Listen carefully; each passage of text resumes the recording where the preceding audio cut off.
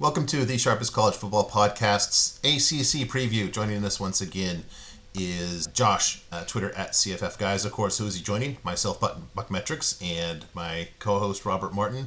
Josh and Robert, it's been a while. We just wrapped up the Sun Belt. Now we're on to a more, grown-up conference with less of the foibles and less athletic directors trying to kill the programs from within. The ACC and all 17 teams of it. Josh, this is your home turf, being a Miami guy. Although the Sun Belt is too, being a JMU guy. So I guess that's how you landed on those two, right? Exactly. You're on to me now, Mark. All right. Robert, everything good with you? Yeah, everything's good.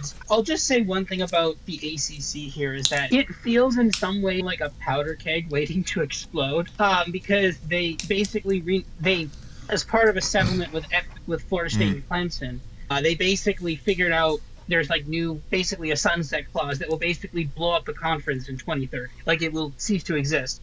So we get it for a few more years. It kind of feels like at any moment this is just going to implode. But yeah, it's going to be fun while it lasts, though. God, yeah, that's a whole separate thing that we'll have to get into in terms of how the pieces land, because this conference is too big, and it's going to make everything too big once this thing called disintegrates. So at least we have, 5 or 6 years until that's a concern. All right, if you would like to have a PDF of the preview that we do here, it's going over well with people, including our guest here. He loved having it ahead of time. Go ahead and just leave your email address in the YouTube comments or hit me up on Twitter at BuckMetrics. Some people call that X. I'm not one of them. With that, go to the next one here. This is the glossary. Take a screen grab of this. Study it at your own leisure. We refer to this throughout previews and the regular season. And we'll do our overview of the ACC. Again, very big conference, 17 teams to belabor the point. Only 3 new head coaches in this conference at North Carolina. You might have heard about that. I don't know. That was a story in the offseason. New. True. Yes. Definitely not first time. Wake Forest, which is an interesting one, and Stanford, which is interesting for different reasons. If I look back at 2024, the things that were really determinative of where a team ended up in my power rating was really, there we go, offense and QB rating over here. The top 3 opponent adjusted passing games, and two of the top 3 actually wound up being the 3 top rated teams in Miami, SMU, and Florida. You will note, not among those, Clemson. I harped on this quite a bit last season, Robert. And Dabo Swinney, because he hates me, just shoved it in my face and won the conference at the end, as often happens. Yeah, it's weird. It's like Clemson has this weird superpower where they can look horrible and somehow win the ACC for some reason. I don't understand it. I think the only team that's beaten them for the championship has been FSU in their undefeated year. Or did they beat them? Yeah, that's it. And then they were in the championship game, I think, or was it someone else? I can't remember. No, it was Louisville. It was Louisville. That was the year they were horrible with DJU. Yes. Yeah. What? They were horrible with DJU. Yeah, I wonder where he went the next year. But no, this it's weird. They have this weird power where it's this is the year Clemson thing I got, and then somehow they just go on a streak. Some random ACC team implodes, and then all of a sudden, we're in the championship game, and we won the conference. Wow, what happened? It just happens. It's just, I guess they won the conference again somehow. Yeah. It helps when you're just the dominant recruiting program that kind of knows how to coach. Not to spoil the whole podcast here. Is it that simple, Josh, in terms of just there's one team that has a straight path to the title game in this conference unless they screw it up royally? It feels that way. We're going to get into this and see what we come up with, but it definitely feels at least Clemson's got a really good path. And look, I think all of the teams that we're going to talk about at the top that do have a shot all have coaches that are at least serviceable, or they're good at something, right? Either recruiting or in-game coaching. You see me building my case. Yes. Will Muschamp was good. Specifically. Yes. Will Muschamp was good at something. It was kissing his boss's ass, which is how he got extended to South Carolina. So I think it's beyond. It's something football related, though, right? Is what you're saying? Something football related. Yeah. A translatable skill to the field, we'll say. Okay. Yes. All right. With that, we will go, as is custom, in Phil Steele order, the order that Phil Steele has them. Has the teams here. We start with Clemson then. As I said, I had this team rated 4th in the ACC last year. I just didn't. Excuse me, I'm already getting choked up about this. They got me so upset. Didn't believe them. They did come on strong at the end of last season. They were like mid-pack for a lot of last season in my ratings too. And I think Roberts was maybe not so unkind as mine, but Roberts was also had them squarely out of the top 25 if I remember. Now here's the good news for them. Not that they were worrying about what BuckMetrics thinks here. There's a lot of green here on the returning talent metrics here on the O-line and the defense. I'm concerned about Cade Klubnik in his second season starting, still with a 102 apex. That's 5th in the ACC. You got to be better. Their offense going to the next point did take a huge step forward. I just need to see a guy in a program like this with Ryan like this last year. He needs to be just more explosive. It just seems to be not his show. I get really frustrated. Now, again, this team just shoved it in my face, so I probably cannot be objective. But I'm frustrated seeing a lot of preseason prognostications saying that Klubnik's a legit Heisman candidate and the best one in the ACC. I just can't see it, and I'm dying to get into this. They do have the top returning Ryan in the whole conference here. I really like the new DC, Tom Allen. He's a huge upgrade over, I forget, eternal hire number 72 that Dabo did, and he finally, to his credit, has grown up in that regard with external hires for a legit OC and DC. The season win total, 9.5. Over is taking a lot of money at -190, according to Bet365. I think this is they're overvalued in that regard, but probably not bettably. I'm probably stuck in a little bit of last year, but I cannot get over it. The defense will be better. I'm still I need to be convinced about Cade Klubnik, I think, is the big thing. And I'll just start with there, and then we can get into other coaching stuff. Starting with you, Robert. The Cade Klubnik thing, you're nodding vigorously because you're Canadian and agreeable with the asshole Californian here. Want to see a higher apex than 102 in the second year in a program of this regard? Yeah, and this is every time. I do watch some college football stuff, some shows, read some college football stuff. Again, obviously, I do my own research, as it were. But no, I see a lot of this stuff, and people love Cade Klubnik. And I'm just gonna quote you some book numbers here. Cade Klubnik to win the Heisman. He's the third favorite at +900. The favorite is Archie Manning at +600. Archie Manning conversation for another day. But again, third favorite for the Heisman, 9-1, less than 10-1 favorite for the Heisman, and for the number one overall pick, he's also 9-1, the fifth favorite, but there's clustering there as well. This isn't just us saying, oh, people are hyped. Like, there's legitimate hype here in the number boards, so on the betting boards, right? So people think this guy is like amazing. This is basically this, from what you can see here, is pricing in like a top 5 pick for him. And at a certain point, other quarterbacks have to be drafted at some point. Like, there's a lot more other quarterbacks I'd much rather take than Cade Klubnik. He's not even, as you mentioned, he's number 5 in the ACC. He's not even number 1 in the ACC, and that's ignoring the Big Ten and the SEC, where there's a lot better quarterbacks, honestly, to be honest. Even in the Big Ten, there's some better quarterbacks. In the Big 12, there's some better quarterbacks. So I don't understand the hype so much for Cade Klubnik. Green across the board, but to be fair, that's just a factor of Dabo being really good at recruiting. And I think they've figured out the transfer portal, but I don't think they got any. I think they have 1 or 2 transfers now, I think, if I remember correctly, but nothing crazy. There's no actual gain in Ryan officially. But again, they're doing it better. But the thing is, like last year, and again, I had forgotten some of this stuff too from last year too. Week 1, Georgia got absolutely destroyed, 34-3. They lost to Louisville in the middle of the season, 33-21, and then they lost in the final week of the regular season to in-state rival South Carolina, 17-14. I remember us being massively on South Carolina in that game as well. And then they pretty much crushed everybody else, but they had the advantage of playing a horrific Florida State team. They got Virginia. They didn't cover the spread against Virginia, but they got Virginia anyway. They had Pittsburgh, almost lost to Pittsburgh. Yeah, they should have lost that game. Yeah. And this is the thing. And then obviously, okay, then they beat SMU in the conference championship game, which I think they got very lucky. I think SMU had 2 interceptions in that game, if I remember correctly. And then they turned around and got destroyed by Texas in the college football playoff. What was it? Yeah, 38-24. You lost by, it was basically the spread, but that wasn't particularly close. Yeah, you've got LSU week 1. That's an LSU team out for blood. I don't think Brian Kelly can survive another week 1 loss to a high-profile team. And I don't think Clemson's better than LSU.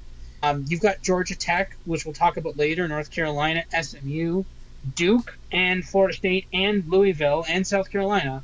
That's, I'll call it four, but all you need is like three of those to hit, and then all of a sudden that under hits. So that's a pretty juicy under for -109. And again, yeah, like Cade Klubnik gets so much love, and they talk about him like he's potentially a number one overall pick or like a second or third pick. I don't see it. They crushed a bunch of bad teams last year. They lost to all the good teams they played, and they should have lost a couple others. And we're talking about this guy like he's a potential top 5 NFL draft pick next year. I don't see it. Yeah, I agree. And to Robert's point, Josh, if I'm just looking at the games that I wouldn't be surprised. I'm not going to say they're going to lose all these, but if I say these are losable games, LSU, Georgia Tech for sure, SMU definitely. I think I wouldn't be, especially because Louisville has that thing where kind of the Jeff Brom thing. In South Carolina, that's what's that? 4, 5 losable games.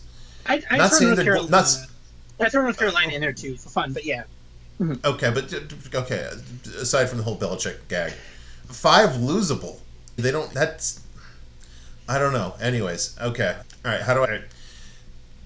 Am just Josh? Am I just like too skeptical on Clemson here? And again, I'll credit to Tom Allen, and he might clean up a bunch. But I don't know if I was looking for. Am I looking for a reason to hate Clemson here? Yeah, for me, look, I think the whole Cade Klubnik thing is interesting, right? Because if we were having this conversation a year ago, which we were, people were crapping on Cade Klubnik, right? They thought he was the worst quarterback, totally overrated. And now it's like the dude can do no wrong. He's like the second coming of Jesus. He's like Dabo Sweeney, but a quarterback. Oh, so I think it's interesting, right? I think life is all about expectations and what expectations do you have of people. And people had no expectations of Cade before, and so now he exceeded those. And we talked about this last year, and we said basically, hey, what has Clemson been lacking for the last couple of years? It's been outside wide receivers. What did they hit on in recruiting? Bryant Wesco and TJ Moore, 2 really good outside wide receivers, could be 2 of the tops in their class in 2 years. I just think that what's happened with Cade as far as his numbers and production is that he's just had these 2 outside wide receivers come in, and he's got a wide receiver core that goes 5 deep now, and that's not even including tight ends. So I do think that there's some talent on this offense, but like you guys have said, they're not unbeatable. I will say Tom Allen coming in, like you said, he's a very good OC, and I do think they have talent on that defense as well, and I think he's going to maximize it even more than the coach that they had before. I think it was Wes Goodwin was the internal hire there. So I do think you're going to see improvement on the defensive side, and I do think the offense is going to be better too just because they have so much returning production throughout. I think they can – there's nowhere to go – not nowhere to go, but I think they'll hit another level to this. But – they're not unbeatable. I mean, exactly what you said, Robert. Look, they won the 9 games they were supposed to win last year, and they lost the 3 where they played any type of opponent that was good. So who is this team, right? Like, I don't know if we even have that answer at this point. And that Clemson game, if I remember correctly. The SMU game? The SMU game, the championship game, they came back in that game, right? Like, they were getting blown out at one point. I think SMU came back. SMU came back, right? And then Adam Randall had that kick return at the end. I don't know. SMU's another one that won the games they were supposed to win and lost the games where they faced a good opponent. I don't know, man. Clemson, to me, I think they're going to be pretty good, but part of it is that I'm not a huge believer on these other teams on their schedule either. I think all these teams are good, but I think they're more talented than all the teams minus LSU on their schedule, and I think they have good enough coaching to beat those other teams as well. I think I could see the over here. I would personally bet the over on this just because I do Clemson a lot, but I also, to your point of losable games, yeah, I think all those games you mentioned are losable for sure. You shook loose one thought and I appreciate you doing this, that I would love your opinion on, because you kind of hit on, I guess, what my frustration is. And I know it's my metric, but I think you're smart enough to get it. If DJU had this group of receivers, would he have a better apex than 102? Jay's bad. I don't know. I don't know if he would or not, to be honest. Maybe around 102? But the point is proven, right? If you put Kevin Jennings is a bad example. If you put Preston Stone in this offense, I think he could have an apex of 102 or above. And he's at Northwestern right now. Thank you. All right. And I think, yeah, you hit on something really good about, I'm not sure exactly what this team, they're going to be good. I just, when it comes to what their ceiling is, I get really fuzzy. Robert, we talked a little bit about this, and just to use, because I always bring it back to me because I'm a selfish Californian. I said, if USC is good enough to make the playoff, it means they fixed things on defense. They could definitely win a playoff game. I see this team as the opposite. I don't think they're good enough to win a playoff game. Do you think that's fair, Robert? Yeah, I agree with that. If you told me Clemson won the ACC, I'd be like, oh, okay, yeah, and they're going to be like exactly like last year. They're going to be a 2-score underdog to a top Big Ten or SEC team, right? I could see that, right? I could 100% see a scenario like that. So this is the thing. It's like the ACC as a whole is not great. There's a reason why they're a P4 conference and not a P2 conference. There's a reason why. And to be fair, they snuck in the second berth last year. That was should have been going to either South Carolina, Alabama, or Ole Miss last year, to be honest with you. But the committee kind of boxed themselves in, which causes controversy, which is for another episode. But this is the problem, where it's like you have to. I don't think the ACC is that good, and I think that maybe even the best team in the ACC, even if Clemson or whoever wins it, they're still going to be a 2-score underdog to a good team from the SEC or the ACC. Maybe not like the 4th best team, but if you play the 2nd or 3rd best team from the Big Ten or SEC, you're gonna be 3-score underdogs for sure. Yeah, and credit to Clemson here for bookending the schedule with LSU and South Carolina. That could go a long way to the narrative about just what is the ACC, how they do in those 2 games. Those will be interesting on both sides. All right, next, SMU. They had an elite Apex Plus in 2024, almost 150 here. Kevin Jennings had a 132 Apex in his second year starting. They lost a lot here, but it was, how do I say this? From a metric standpoint, and Josh, you probably know this better than me, nobody with a dominant Ryan. So we hit on this when we talked about San Jose State.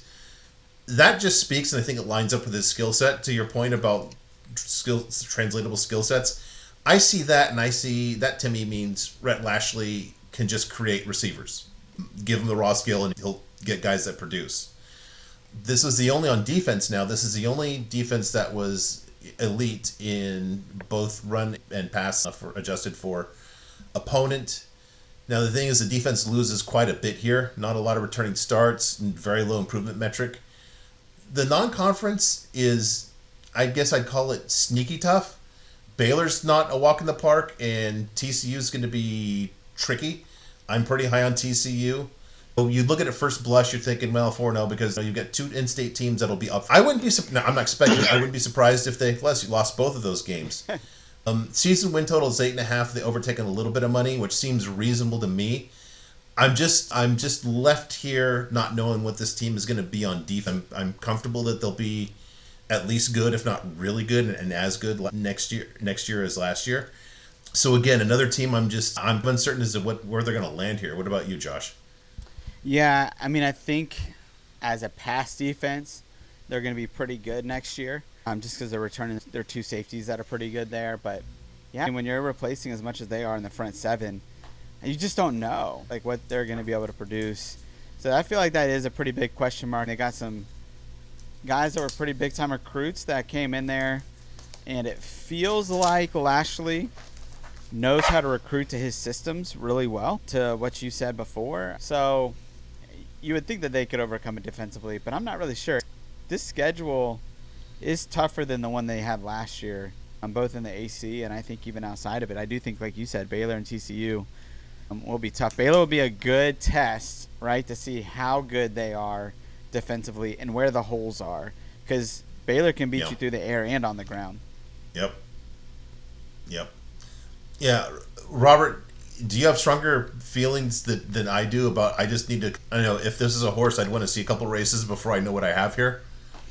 Yeah, I will say that Kevin Jennings looked really good for most of the year. This was a team that kind of really struggled early on when it was still, no, was it Preston Stone? Yes, it was Preston Stone early in the year, yes. And then after they lost to BYU, then Kevin Jennings came in and then basically took control and won basically the rest of the way until the ACC championship game, in which he struggled in the ACC championship game.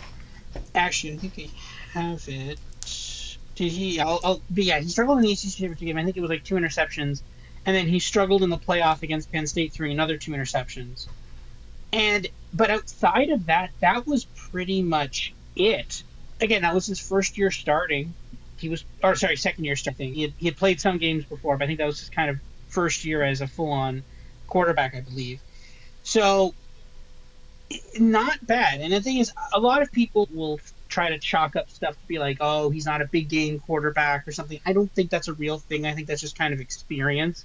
And I think that getting in the ACC championship game, having that experience, and then having that again in the playoff, that is something that's going to be very instructive for him going forward. So I think, honestly, I think he'll be a lot more prepared, a lot better, a lot more aged and seasoned of a quarterback this year because of that as well. I'm not so much worried about the wide receivers. Again, most schools are able to reproduce wide receivers. And again, if you're able to scheme a guy open in space and you have a good quarterback, the rest is history at that point. The rest takes care of itself. Catch a guy wide open, throw a ball to him, catch the ball. That's it. That's all you have to do. And it's been, if you could scheme open guys, then you don't really need to have, you don't need to be throwing it to Jeremiah Smith or something, right? So that's the thing. So I'm less worried about that. I think this is going to be a good team. There is still some concerns though about again. I think that the big game moments for Kevin Jennings should quiet down a bit. I think he'll learn from those moments for next year, but there's a possibility he doesn't. Right now, we won't know until the ACC championship game. But I gotta think we might see some sparks of it maybe through the year, where we see him a bit more calmer, a bit more poised in the pocket. Maybe we'll see that. I don't know, but there's a lot of potential for this team. I think that this team is one of the favorites in the ACC, and for good reason. And I would take this team over Clemson if I had to bet today. I would.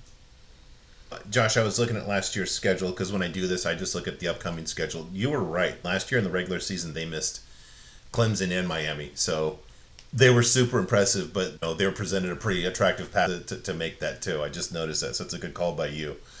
Yeah, so I'm still need to be convinced on this one. I'm not saying I'm out, but I'm not in for sure. Yeah, go ahead. Yeah, I think when they missed Clemson and Miami last year, and now they have to play Clemson on the road, and they get Miami and Louisville at home. But those are still two. Clemson and Miami are just the two best recruited teams in the conference, and I think that's where SMU is going to have problems. It's at the top of the conference. It's because they don't have the horses yet in recruiting to really run with these guys. If you look at their lines, like they're not as big as Miami or Clemson linemen. Like even Elijah Roberts, who was their best lineman last year, is an NFL guy. He's like 270. He's a tweener, like defensive tackle, defensive end. It works when you're playing against the Stanfords and the Californias, but it's a little bit harder. You're not going to be quite as productive against Penn State or Clemson. I think that's ultimately what they ran into, is when teams just had more talent than them. That's where it got more difficult. Yeah, and they're well-resourced too, so they might get there eventually doing the Texas Tech thing. Yeah. They forewent media rights money just to get in this conference, so clearly they got a lot of money. That private school money. Yes, you're here. All right.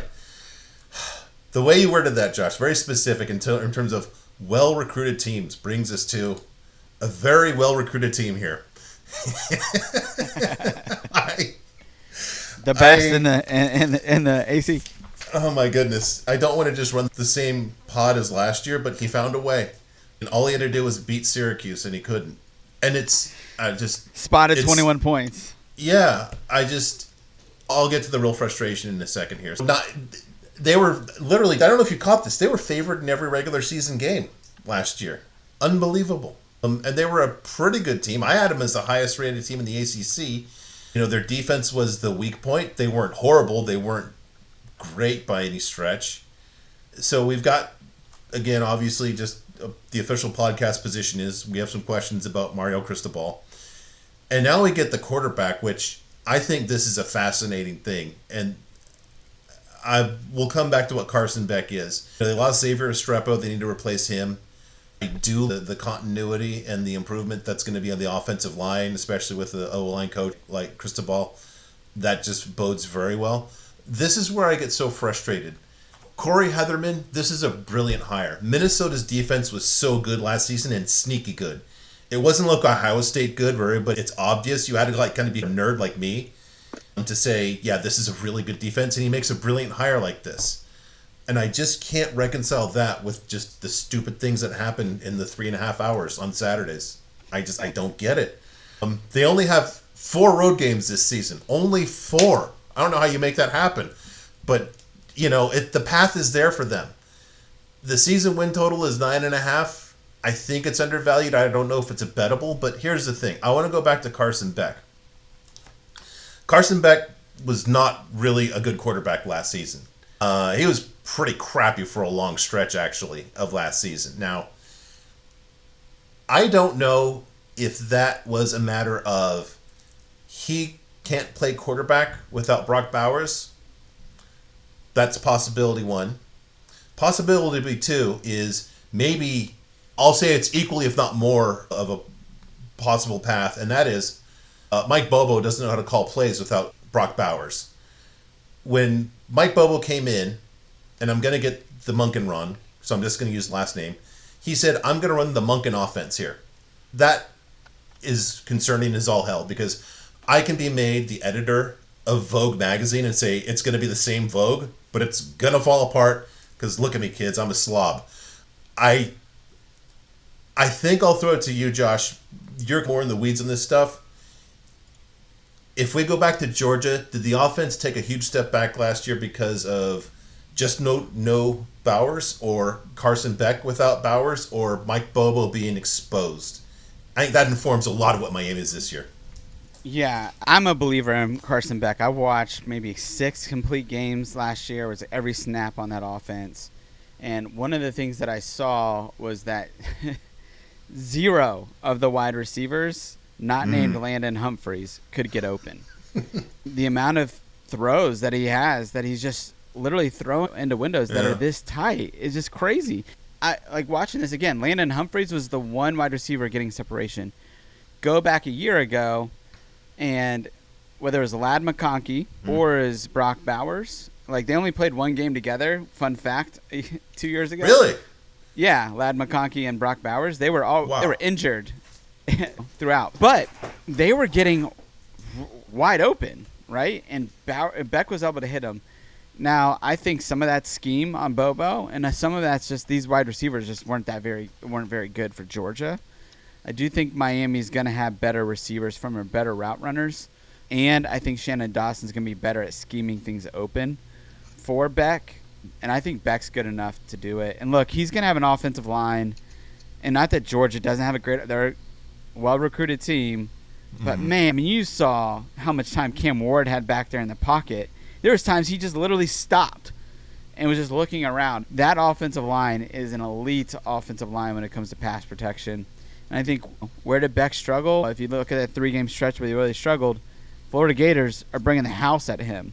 When he is not able to set his feet and read the defense, he struggles. But when he is, he can pick them apart. So I'm a believer in Beck this year because better offensive system. I think he's got better receivers around him and then a better offensive line. All right. I've been convinced by a Miami guy, which makes me the biggest sap for a guy hosting a podcast called the Sharpest College Football Podcast. Robert, I think I'm in on this team. Are you going to save me from myself here?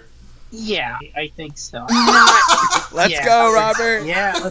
Okay. So I think the biggest thing for me about this team last year is just literally how much Cam Ward just doing something saved them. Like I'll quote some stats here. Virginia Tech, they're 17-point favorites. They won 38-34. That was that pass into the end zone that I don't even know what happened with that, but somehow it was ruled a touchdown for Miami and they won that game. They beat California by a point while being 10-point favorites. That was I guess an ACC after dark game. That was that game. They lost to Georgia Tech while being 9-point favorites, and then they lost to Syracuse while being 11-point favorites. So here's the thing. You can make an argument that Carson Beck maybe was a victim of circumstances there in Georgia. That's probably pretty fair. There seemed to be some problems on the offense in Georgia last year. They weren't really rolling very well on that. But it's so hard. Like, Cam Ward, just so many of those games they should have lost. If it wasn't just for Cam Ward just pulling something out of the hat at the last second and, like, saving the game from them, they would not have been anywhere near where they were. They would have had this would have been an 8-win team last year had that not happened. Maybe even a 7-16 depending. Right? Like, that's the level of this. It was not in, like, there were so many games they should have lost, and then it's just because Cam Ward did Cam Ward things, and that's what saved them. And the thing is, yeah, okay, part of that is the defense, and yeah, okay, you bring in a good defensive coordinator, that's good, but how many pieces do you have on defense, right? When your entire offensive identity is just when your identity is on offense, like, how good is that? And the thing is that with Mario Cristobal, we know there's going to be some weird stuff where it's like, why did we do this thing? And weird stuff happens in these games, right? And okay, yeah, maybe the defense can improve. But honestly, we've seen a couple of times when some schools who have bad defenses bring in a good defensive coordinator and it improves a little bit, but it doesn't fully fix it. And if pencil in, okay, maybe the defense is a bit better. Maybe we don't let like 50 points a game like we did in some of these other games against horrific teams. But then also we have to bring the offense down a little bit. We have to say, okay, we're not going to score 50 points in this game. We're going to only score 35. So this is where you can equalize it. You have Florida's going to be better this year than they were last year. You have Florida State; they're going to be better. It's going to be difficult for them to be worse than last year. I'll say that. You have Notre Dame as well, which is that's probably not an ACC conference game, but that's fine. And the rest of the conference, and you have SMU. The rest of the conference schedule isn't that bad, but like in terms of over 9.5. Like, Notre Dame, I think, would be a loss straight up. Florida could be difficult. SMU could be difficult. So there's a couple of pitfalls here. That 9.5, I think it's probably about right. Like, could I be wrong about this team? If the defense really improves and Carson Beck is amazing, sure. All right, fine. Maybe I could buy this. But we know weird stuff happens with this team. And I can't shake the feeling that if it hadn't have been for Cam Ward last year, this team would have been like 8-4 or 7-5. Like, I just keep, every time I saw that, I'm like, every time I was watching those games, like, they should have lost this game. They really should. They should have gotten killed in this game. It's like, there's so many times when I'm like, they shouldn't have won these games. And now maybe they can reproduce that. But Cam Ward was the number 1 overall pick. I don't know if Carson Beck can get at that level. That's the thing. I can buy everything you said. Go, please, because I'm going to take a long time. Yeah, I think one of the things, though, with Cam Ward, when you watch the games, like, some of the holes that they got in were Cam Ward inflicted. He would throw some just absurd throws across the body. He threw pick sixes. Virginia Tech, right? They get down because he fumbles the ball. He's holding on to it for 7 seconds. And then Virginia Tech gets up 2 or 3 touchdowns, and he has to play hero ball. The other thing about Cam Ward, now don't get me wrong, first-round pick, but my man, take a check down every once in a while. You had wide open check downs, and he's trying to throw it 30 yards down the field. And, look, Carson Beck's not going to do that. Carson Beck's going to take what the defense gives him. Look, that offense, as good as they were, could have been better. Cam Ward, he made them good, right, in certain aspects, but at the same time, like, there was just so much meat on the bone. The other thing, look, they got a running game this year. They go 3 deep with running backs that are 210 pounds plus. That's really what they want to do, is run the ball. And they got the offensive line and they got the horses to do it. It's just there are very few teams that can put up 250 yards passing and 250 yards rushing on you in a game. And that kind of versatility that you can attack your opponents in different ways, there's not many teams on their schedule that can beat them. If Carson Beck's off, you run the ball, right? Notre Dame is that one team that can probably do that, but the rest, it's like, I don't know if their defense is good enough to stop them, and I do think that defense is so bad last year. You talk about that Cal game. We're not talking about a team driving down the field. You're talking about Jade not being wide open on the same wheel route that every other running back was open on the entire year. So it was just, the defense is so bad. that you got to think that if they can hold it under 20 to 28 points, like they're going to have a chance to win most of these games. Go ahead, please. Yeah, just a really quick point on that. No, you do raise an interesting point there about Cam Ward. The whole point was more focused on Miami. This isn't to say I think Cam Ward, whether or not he's going to be a good NFL quarterback or not, that's 100% a different discussion. He should have probably been the number one overall pick, mostly because he just had the highest upside. But I don't know if he's going to be a good NFL quarterback or not. It's not. I'm not this. That whole rant wasn't to say Cam Ward's like the best quarterback of all time. It's just I thought so much of the success of the team last year was from right. But I'm actually curious to see how he does in the NFL. We'll have to see. All right, go ahead, Buck. Now. I'm gonna make this. I guess I'd say this is provocative, not a hot take. This is going to be an actually very good defense because they've recruited well. And I'm going to draw a parallel that Robert's going to think, hey, F you, buddy. But I think it's a fair parallel to draw from Heatherman getting Minnesota. I think is the 7th best defense in all of FBS last year. And it's not like they got a bunch of guys like Miami's got in terms of talent. I think that this is as big as like Jim Knowles going from Oklahoma State to Ohio State. Or Mike Elko going from, Wake Forest to Notre Dame. I think this guy's on this level. And you have that with this offense. Now, here's the thing. If it doesn't work, it doesn't work. So I think the play here, not to spoil the end, is not just a plus 120 on the season win total. I think if it works, this is a legitimate ACC team to win the title. Yeah. Let me ask the Miami guy. Am I too optimistic? You're not. But let me ask you this question for both of you guys. Do you guys know where Heather Mendez was at before Minnesota? Was he at Rutgers? Yep. Do you know who's the head coach there? Shiano. Who's the mentor of Mario Cristobal? I thought it was... how is it Shiano? Help me out here. Because Shiano was there at Miami back in the day when he was a player, and then they coached together. Greg Schiano's like probably one of his top mentors in this space. There you go. And so when he went to hire Heatherman, what he did is he went to Schiano and he goes, hey, who would you recommend? And he goes, man, Corey Heatherman's like the next. And obviously Schiano saw him up close, what he could do. Also, this is a guy that's also at JMU and was doing the same stuff. Right. Such an aggressive, they're such an aggressive defense, and it's gonna fit the personnel. That's the other thing, is that Heatherman is gonna fit the personnel of what Miami players like to do. Yep. Just let him go. When Manny Diaz was in his first year and had so much success at Miami, it's because he just let them pin their ears back and go, and be aggressive, not running stunts and stuff like Lance Guidry was doing last year. So Lance Guidry, I think it's a good fit with the scheme and personnel. Okay, interesting. Wow. Oh, can we take a smoke break? That was pretty intense. We haven't even done the most interesting team in the ACC yet. Yeah. No. All right. Here's our smoke break. Not a lot of controversy here.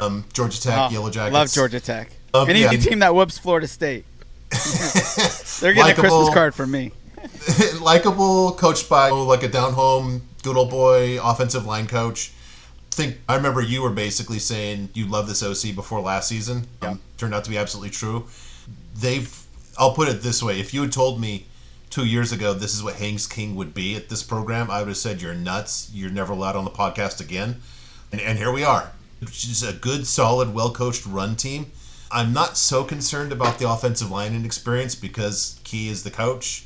It's one of those things where you get the right coach and you're not concerned about X or Y, and I'm not going to be concerned about the O-line here. This guy's proven to me by this point.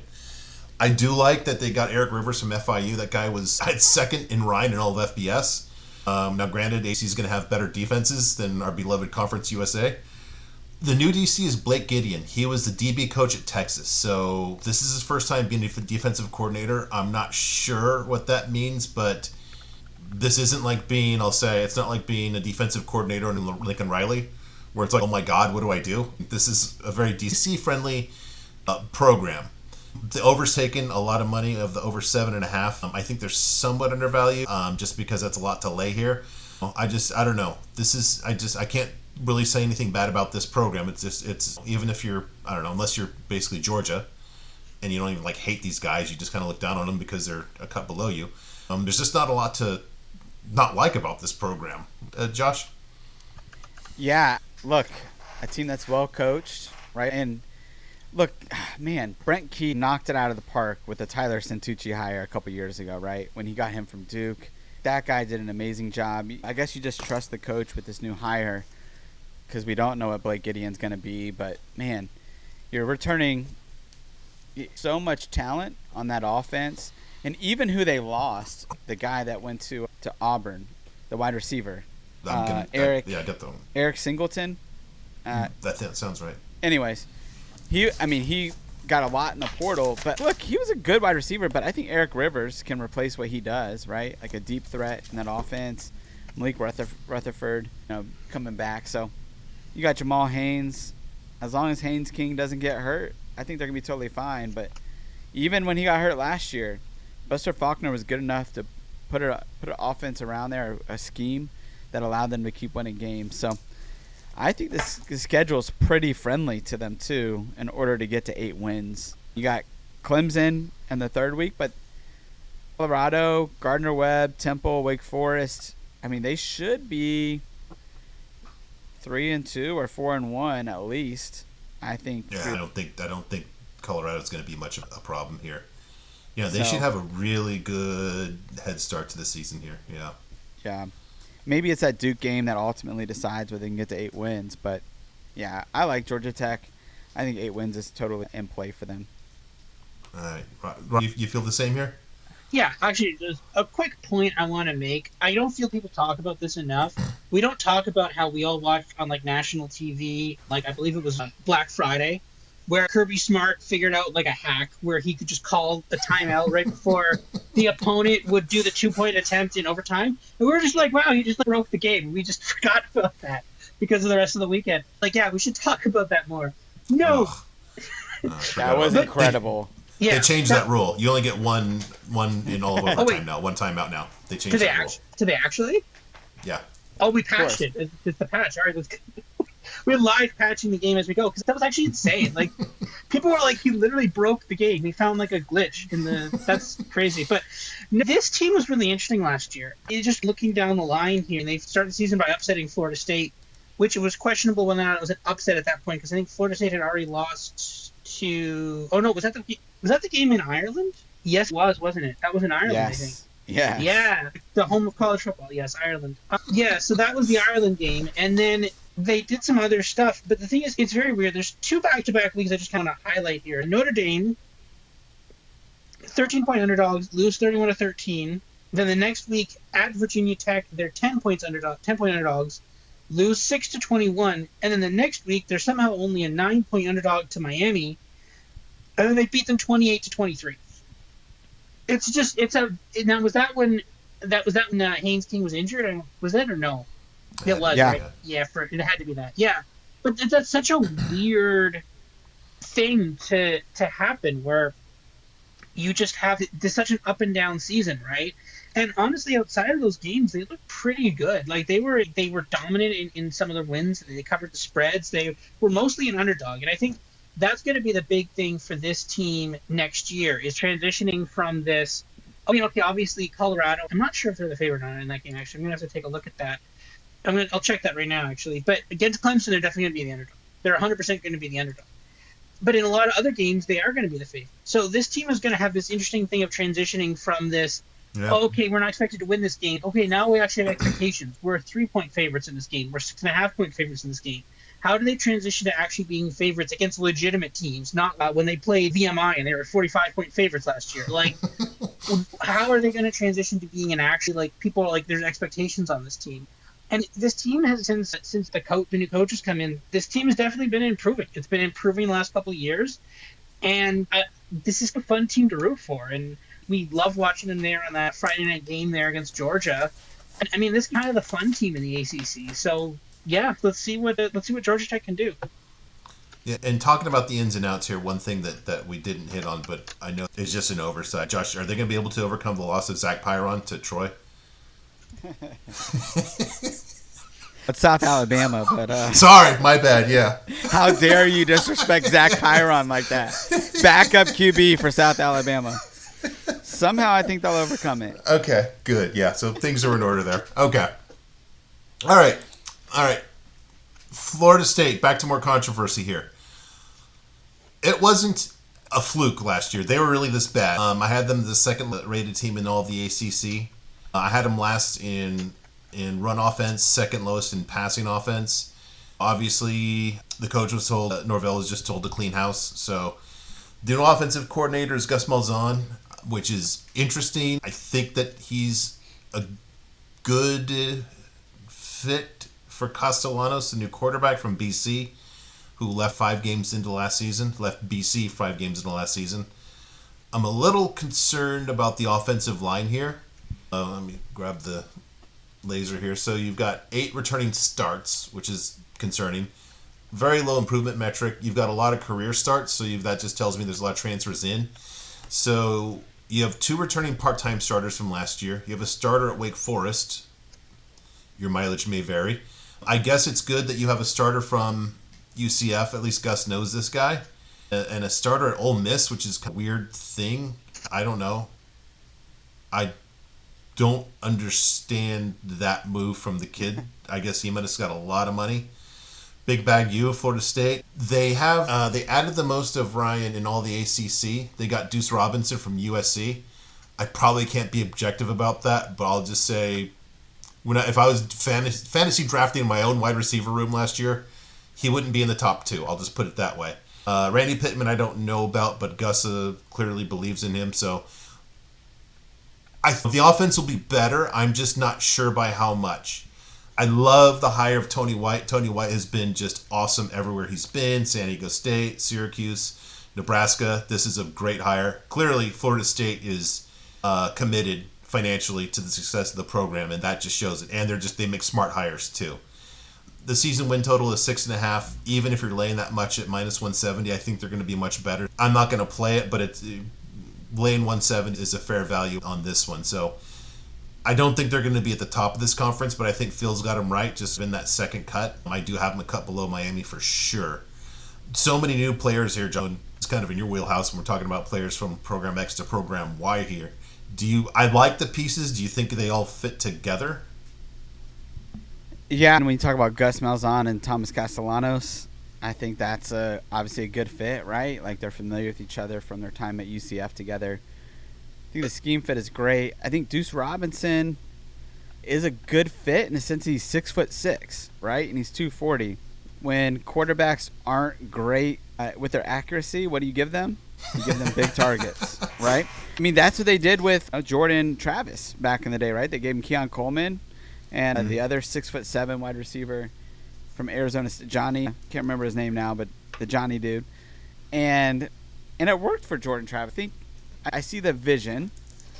It's just interesting to me that like Mike Norvell had to go outside of his coaching tree in order to make these hires. And that says to me that they don't have much confidence in him and that organization. Scary for him, but I think Gus Malzahn is a great hire. And to bring Castellanos in as a quarterback was a good move too. Defensively, like you said, Tony White has been great everywhere he's go, so I'm sure there'll be an uptick there. So I do think they'll get to 7 wins. I thought everything you said was great. I think you're right on point with them. Yeah, Robert, I think how do I say this? I don't think, every team has a dumb game. So if you throw out their one dumb game, I just don't think they're going to be in danger of losing to teams worse than them. And that's a big step forward because you've got a lot of they should win games on here. Is that fair? Yeah, a lot of them. I don't know why Alabama is on the schedule. That seems like a danger. But no, this is such a weird team to peg, right? For the first couple of years here for Mike Norvell, this team was not particularly great. They 3-6, 5-7. Then you get the 10-3 season. Then you get the 13-1 season. And then you're like, okay, we're finally building here. Then you expect regression for the next year. You're like, okay, yeah, we lost a lot of pieces. We lost a returning quarterback, et cetera, et cetera. But then the bottom just completely falls out at 2-10 seasons. That's not even close to what you'd be expecting. Like, that's not like, a rebuilding year. We missed a bowl. It's like we were one of the worst teams in the league and in all of college football, arguably. And it's insane how just this team just completely gave up. And it's questionable how far away this team actually is. Like, did Norvell just get did he just get lucky with a lot of recruits? in and around those couple of years, and then they just left, and then all of a sudden it's like, okay, we're done now. Like we don't have we've gotten some bad recruits. Maybe we didn't do enough of the transfer portal. But was it just, okay, Jordan Travis was really good, and Ian Coleman was really good, and Jared Verse was really good? Was that all that was the success? Was they just had a couple of really good pieces, and that's what carried this team? And now that they're gone, now this team just reverts back to being wishy-washy, and I think that kind of speaks to your point of the fact that Norvell is under pressure. And if this team goes 6-6 or 7-5, are there called, or if it goes worse, I think he's gone. But if it's just 7-5, I think there's a very thin line between pushing for Norvell to, like, if this team doesn't make a bowl, I think he's gone. And it's weird that you're talking about a team that was basically an injury away from going to the national championship, to the playoff, and now it's just a team that they're about ready to fire their coach. But it just shows you how bad last season was. Thomas Castellanos is pretty good. It's definitely an upgrade over TJU from last year. Gus Malzahn is a pretty good offensive coordinator, but again, last year we had some question marks with him at UCF, right? At one point our models thought UCF was this amazing team, and it turns out they were awful. Now, maybe there was some internal stuff, and that's why he left. I don't know. I don't know if it's necessarily a better job to be offensive coordinator at Florida State versus the head coach at UCF. That's arguable. I think I'd probably rather be the head coach at UCF, but it's questionable as to why you take this job, unless it was something along the lines of take this job, and if Norvell doesn't do good, then wink, right? That's the thing. So we'll have to see this year. This is going to be a really interesting team, and I think we get right off the bat with Alabama. I think they're going to lose against Alabama. Fairly sure Alabama's going to cover the spread against them as well. I think it's only 12.5 or something. Like, it's going to be a real interesting tell of, like, where this team is and how far it has to go before we get, is this a competitive team this year, or is this a 6-6 or 7-5 team? And I think we're going to find that out real early on Saturday. I'm glad you brought that up, because to me the key game about what this is the Pitt game. I think that Alabama and Miami, I don't think they're going to be competitive in the fourth quarter of those. I have no doubt that they will handle these three in between without any kind of problem. That Pitt game, again, it's Narduzzi, which is a wild card. If this game is in doubt against Pitt in the latter half of the fourth quarter, then I'm concerned. I don't expect that. I just see this team not being worried about Pitt, and then you've got, of the next few games, you've got just one, maybe you got two between Clemson and Florida that I'm worried about. Otherwise, I think they're kind of back in that mold of we can handle the teams below us. I think that's such a great point with the Pittsburgh game, because that's just going to tell you a lot, right? Pittsburgh's great at stopping teams that are run-dominant teams, which is what Gus Malzahn and Florida State's going to want to do this year. So if Pittsburgh can, like, stop their fastball and see if they got another pitch they can throw, and if they don't, I think you could see something down the stretch where it's tough for them. And, again, if they're 3-2 coming off that Miami game, and then they lose to Pittsburgh right after. I mean, they're 3-3. The pressure's on. But if they beat Pitt on the other side, okay, now you're 4-2, rolling into Stanford and Wake Forest. You're going to be 6-2 going into Clemson. The narratives are just so different between a win and a loss in that game. So I think that's really a good point. Yeah. Robert, you going to – but what do you think? As I go through that, this seems like an 8-win team. And actually that I don't know. I don't know if – again, I don't know if I'd lay that 170, but – There's a lot better plays for me to make, but just if you gave me $100 and said play one side or the other here, I'm definitely would play the over on this one. It is interesting, right? Because this does seem like if you're penciling in wins and losses, it's loss against Bama, loss against Florida, loss against Clemson, and then loss against Florida, right? There's 8-4 done, right? But the fact that it's 6.5, now it's shaded to 170, so call it 7 wins. But that's saying that there's something else in there that they think there's going to be something else that takes them down. Now, whether that's Pittsburgh, whether or not that's Wake Forest, Virginia Tech, I don't know. But they're saying there's a risk, there's downside risk in some of those other games. And I kind of trust the markets on this. They don't fully believe Florida State either. Now, maybe this is just people overreacting to last year, and that because if let's say this did open at 8 and people just kept betting the under, maybe that's what kind of dragged this line down a bit to now it's 6.5 over 170. I kind of think they put the line low to push it high rather than they set it high and it got pushed low. So there's something about this team it's really hard to shake last year, and even to the lesser extent the year before. There was a couple of games in that 10-3 year. They should have won some of those games, and it's not outside of those 2 years. Novella's never been particularly impressive here. There's been some years they've been okay, but it's never been like, oh wow, this team, they're really putting something together. It seems like they got the pieces, they did it, and then all of a sudden they lost the pieces, and then they were back. I don't know. I think this one's going to be very interesting to me, and I really want to see. Obviously, Pittsburgh is super important, but like the real test for me is Bama. Is this competitive? If this is competitive, okay. But if this is like Alabama, and the thing is, Alabama's going to want to come out and want to blow them out. Like Alabama's going to want to make a big win. So if Alabama comes out, blows them out by 30 something, then yeah, that tells you what you need to know about the season. But if this is competitive, okay, maybe we can talk about Florida State being a good team this year. I think that's a great point on both teams, though, because if Bama doesn't come out and blow them out, then there's some concern there as well. Yep. So it's really interesting for both teams because I'm not sold on Ty Simpson, and so I think if they cover the spread, then I am concerned about Florida State because I don't know. I think Bama's getting really hyped. I think they're getting a little bit overhyped personally. So I don't know. It'd be an interesting game. Yeah, is that one of those standalone games? No, it's on Saturday. No, Saturday afternoon. Okay. It's crazy. Okay. Be All fun right. first weekend. Yeah. All right, next team, Louisville. Jeff Brom has done I guess I'd say, predictably good job there. Robert liked this team more than most. I had him 15th in the overall power rating. I think, Robert, you had him around 18 or 19 or so, if I remember correctly. The offense was first in running game, third in passing game in the conference. New quarterback, Miller Moss. This is interesting. He did not have a good apex last season. I can tell you just watching this team up close and personally, just here's my interpretation of what happened. And I learned this lesson last year.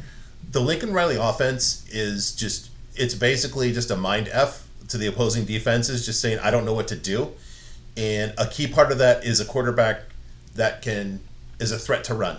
Not 90 yards. Now, when you get a guy like that, like Kyler Murray, I'm too excited here, or Caleb Williams, that's when it just gets out of control. But a guy like Jaden Mayava just makes it totally different. If you have to respect the run, you start to get confused about what do I do here. And the problem with Miller Moss was he did not have that threat. And opposing defenses just realized that he was just not able to get it done. I think this is a much better fit for him. He just seems to be much more of a Brom quarterback than a Lincoln Riley quarterback. They returned Chris Bell with a 455 Ryan. They have a good incoming Ryan, although a 460, although it's a bunch of guys, 4 guys with nothing really dominant here. 2 of the offensive line starters are transfers, one of them from Purdue, who I think Braun would have recruited there, so I'm not concerned about that. If we consider the top 3 of the conference to be Clemson, SMU, and Miami, they catch all 3. That's a tough break. 2 of them on the road, tougher break. Now, this is another team that only has 4 road games. I wish that was in my universe, but I guess that's only for ACC teams. The season win total is 8.5. Now, when you get those top 3 and 2 of them on the road, that's a tough start. The fact that you're laying 145 on the over 8.5, it's a pretty thin road in terms of what you have left. I think Kentucky's going to be down here, but somebody on this podcast picked James Madison to beat him. That person probably likes the under at plus money here. It's hard to say, hey, Louisville stinks. I think just Brom's a good coach, but I can't lay 145 for going 8.5. Rob, you agree with me on that? Yeah. Louisville, to me, is like the team that I feel like whenever they play against a good team, I look for that plus 10, plus 7.5. You love that. I love betting them as an underdog against a good team.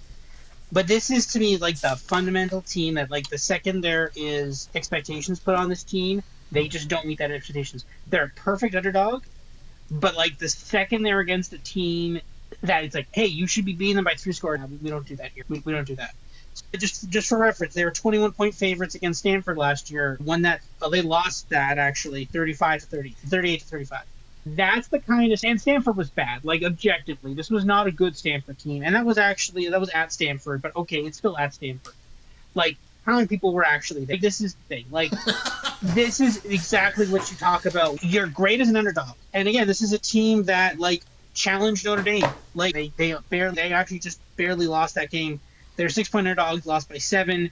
They were favorites against SMU, but then they lost to SMU. Like, this is the thing. This is a team that I love to bet when they're a massive underdog against a good team. Like, they took out Clemson as a 10-point underdog, won that game outright. But the second their expectations put on this team, that's when they crumble. So I think under 8.5. I think James Madison could give them a run for their money, especially earlier in the season. Miller Moss is interesting. I get that maybe he wasn't the best schematic fit for Riley, but at the same point in time, like, Miller Moss in the bowl just absolutely shredded Louisville in the Holiday Bowl. I think it was the Holiday Bowl 2 years ago. Absolutely shredded them. I don't know, it was like 500 passing yards or something. And you're telling me you can't do that. Like, you just can't do that again. Like, there's just no way. And no. I almost feel like Louisville's kind of final last battle. Hey, that guy shredded us. He's pretty good. Let's get him, right? I feel like that's what the conversation when they added. And I don't know if that's the best fundamental decision in getting a quarterback, right? So this is the thing. Maybe Miller Moss was really good in that game. People figured him out. That's what the Big Ten figured him out. Maybe Louisville thought, hey, he was really good in that game against us. We should add him. And maybe Miller Moss wasn't that good. I don't know. But I'd be a little concerned. If this is me for Louisville, I'm a little concerned. I still think this is a great upstart team, and I love them in underdogs in big games. But like, the second there's expectations, and they're going to be probably at least a score or two favorite against James Madison, that's when I get worried about this team. Yeah, I think your question, you left out a part 2 of the Stanford game, which informs the answer to part 1. So you said how many people were at that game? Part 2 is, and what were their names? Because we can get that done in about 5 minutes here. The answer is not many. Josh, I remember last year we were a little hesitant about could Braun make it work with Tyler Shuck, and he clearly did. I think there's more to work here. Robert feels a little differently. This is like a 4-star guy coming out of high school too, right? Yeah, and look, who hasn't Braun made it work with? Yeah. Jack Plummer threw for over 3,200 yards and is on the Carolina Panthers now. This guy gets David Blau, NFL. Like, he just gets all these guys in the NFL that aren't very good. I think Miller Moss might be the best of the bunch that he's had in a long time. Oh. Maybe Tyler Shuck was had more physical gifts as far as arm strength and mobility.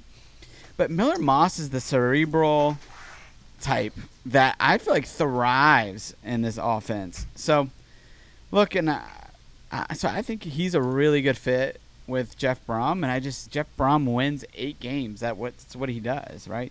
I do think it is tough for them to win 9 this year, just because of the schedule, right? And all these are basically conference games. But you guys said, right, SMU, Miami, Clemson, and you look at the other 2 away games that they have in conference, Virginia Tech. Mm-hmm. I don't want to go play Virginia Tech on the road ever, right? That's a tough environment to play in. And I think Pittsburgh, well, you never know. You always have the chance, like the weird good Narduzzi game. Yep, exactly. So it's just, I don't love that. Like, that's 5 games there that I think are tough for them. And with an 8.5 total, I'd rather just I say, okay, he's going to win 8, but there's going to be I don't know if he can get to 9. Although, again, maybe Miller Moss just breaks the brain and just is unbelievable this year. I think he at least throws for 3,500 yards or so. Man, and also offensively, like Duke Watson, Isaac Brown, like, their running game is going to be the best that it's been at Louisville, and they've had a good running game. I don't know. His offense is going to be really good, but I don't know. It's just hard to see them win more than 8 games. But you can see a path to it because you can see the talent there. Yeah, this is again, boy, this is the growing file about interesting to see, a lot to be seen on this team. Yep. I think, I don't know, even the teams that I like are still like, there's a lot to be seen from them. Okay. Now, talking about interesting, we'll have to see. My goodness, this has just been an absurd. I should have put a picture of his girlfriend like in the white space here. That is a bad production error on my part. I apologize. All right, we get Bill Belichick. Yes, we get Bill Belichick and his girlfriend, who's, I don't know, 24 Jordan, years something? old. Yeah. I'm trying to not follow the story. I'm trying not to. But I know she's 24, and I don't want to be, I don't know. I think she got put in timeout for the last 3 months. I don't know. after that interview he had where she That's fair. That's fair. Freddie Kitchens, the new OC. I know that there was hope when he went to Cleveland. This is probably the last time I watched the NFL in 2019. I know it didn't go well, so I'm not sure exactly what we're getting here. Gio Lopez was good at South Alabama. I say this as somebody who loves the Sun Belt. This is a big step up from the Sun Belt. The defenses are going to be not quite as obliging as your Troys and Arkansas States of the world. On the offensive line, they have starters from the Sun Belt and Conference USA. That's a concern because I'm not sure if Belichick really has a good gauge on what works in this conference. I think this is the exact opposite of the Chesney angle where, Chesney knew the exact talent of the guys he was bringing from Holy Cross and that conference. I believe it's the Colonial to JMU. I think we're just stabbing here. His front office guy is Mike Lombardi, who, I guess to put it, I'm not an NFL guy, but just it seems like your mileage may vary in how much you believe in him. Hot take on this team. I think this team, if it succeeds, it'll be because of Steve Belichick. That dude proved it to me at Washington. That defense should have stunk last year, and that was a good defense. Now, it's a concern that 8 other starters on defense are transfers in. But, hey, he made it. You remember Washington had a bunch of guys leave, so it wasn't exactly an ideal situation in Seattle for him last year, and he excelled. The conference schedule, I say it here, is generous. So if I look, they have Clemson, and aside from that, they miss Miami, they miss SMU. If Florida State improves, they miss them. Geez, they miss Louisville. They miss everyone. A lot of gimmies here. Jeez. And after Clemson, this could really go in a good spot. What's interesting to me is 7.5, and the under is taking a lot of money here. And again, that probably is not the sharpest money in the world. I'm kind of interested then, if there's that much money on this, why is that week 1? I think it was Duck who actually told us that, and we're doing the Big 12 preview, which because of our time machine is broken will be airing after this. That line has moved away from Carolina towards TCU, so maybe if I just simplify it, is that just saying TCU is going to be really good? Is that the read here? I have the line in front of me, actually. I figured we were going to talk about this. Yes. The line is right now, at this moment, is TCU -3. Yeah, okay. So I'm just going to say they could be really undervalued, especially with this conference, or not. I'm not going to lay 170 to figure it out, but they could have a really good. This could be a big fade next year because the schedule is so generous. I don't know, Robert. You're the one that thinks of these things ahead of time before me, saying next year it's going to zag after the zig here, and is that what I'm looking at here? This easy second half of the schedule. So. The whole Belichick hire is fascinating. I'm just going to completely ignore the sideshow girlfriend thing, whatever. That's never a great thing when there's all that personality sideshow stuff, but whatever. We'll just ignore that for the time being. Belichick is undoubtedly one of the best coaches in the NFL. 100%. He was one of the best coaches. Won 8 Super Bowls now. I think it came out to at the end. One of the best coaches ever in the NFL of all time. All stop. That being said, though, the second Tom Brady left, things fell apart. Now, there's a couple of reasons why that happened. It's not just, Brady was the only thing keeping the team together. They had been weak on roster construction for years. Tom Brady was actually basically one of the basically the best player on the team. And, the difference between him and the next best player was pretty massive. There was tons of, obviously, a quarterback to fill. There was tons of holes on there's a couple of good defensive players, but outside of that, there was a ton of missing on offense. They had no real go-to wide receiver. Their running back room was pretty sparse as well. And this is the thing. Belichick won all those Super Bowls because of his coaching ability, because of his ability to coach up the players he had, and because of Tom Brady. Tom Brady is a part of it as well. But because of his coaching, he was able to do it. He was not able to do it because of his roster construction ability. He was not particularly good. In New England, there was no general manager. He basically had full control of the team. If he wanted some guy on the team, they were on the team. He controlled the draft room. There's that hilarious picture from the 2020 NFL draft, if people remember this, where there's the picture of it says, Bill Belichick, because that was the one completely done online because of COVID. And it says Bill Belichick, and there's a picture of a kitchen table, and there's just a dog sitting there. But they had to tag it for Bill Belichick because that's basically what it was. He was the one running the draft. He ran all their drafts. He wanted a free agent. He signed it. He wanted a player. And there was a lot of very questionable drafts where they basically would pick like in the first round, they pick a guy who was projected in like the third round. They're like, oh, I like this guy. And Buck, as you were going through the list here, Gio Lopez, quarterback from the Sun Belt, bunch of offensive line starters from the Sun Belt, five defensive starters are the transfers in. This to me screams that same kind of thing of I like that one guy. I want that one guy on my team because I saw something in his tape. Now, he could be right. He could be right. He could be wrong. I don't know. I will say he wasn't particularly good at this at the NFL level. Maybe he's better at the college level. But when he started, all I know is that at the NFL level, when Bill Belichick said, I like that guy, the expectant value of it was pretty low. The expectant value of that player actually being good was pretty low. Now, whatever team he has, he'll be able to coach it up. That's fine. I worry about this, and maybe this year might be a okay year because this is still probably mostly Mac Brown's team. But like a couple years in, 2 to 3 years in, when he's with basically a 3-star quarterback he picked up from FCS because I really like that one. That's when I see this team running into some more problems. And maybe that could be this year too, right? Gio Lopez, the teams that are succeeding in the FBS in the last couple of years have been the ones the most dedicated. They're we're going to get the most amount of 5 stars possible because it's basically law of big numbers. If I take 10 5-stars and 8 of them work out and 2 of them don't work out, that's fine. But it's better than taking 2 and then 1 of them doesn't work out. Get the most amount of good players that you can, test them. If they work out, great. Then you sign them, keep them for a while. If not, then okay, we can get rid. And if you see someone at a lower level who's performing well, you grab them from a Sun Belt team or another SEC team. You grab them through the transfer portal, and that's how you build a team. But if Bill Belichick's coming here being I like that one guy because of this cool tape I saw of him, that's not necessarily the best, most scientific way of doing this. And I have huge concerns about roster construction. Whatever team he has on the field, he'll be able to coach up to a higher level than they would have been possibly with any other head coach. But I just don't think the talent is going to be there for this to be a competitive team. That's my take on it. That being said, I've bet the under 7.5 already. And we'll have to see how this year goes. But that's my whole Bill Belichick rant. I'll pass it over to you.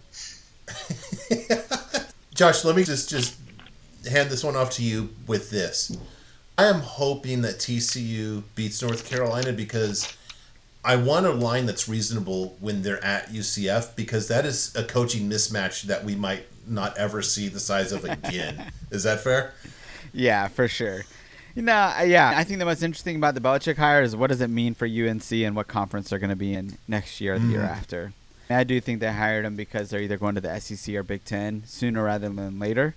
I think that's why he did this.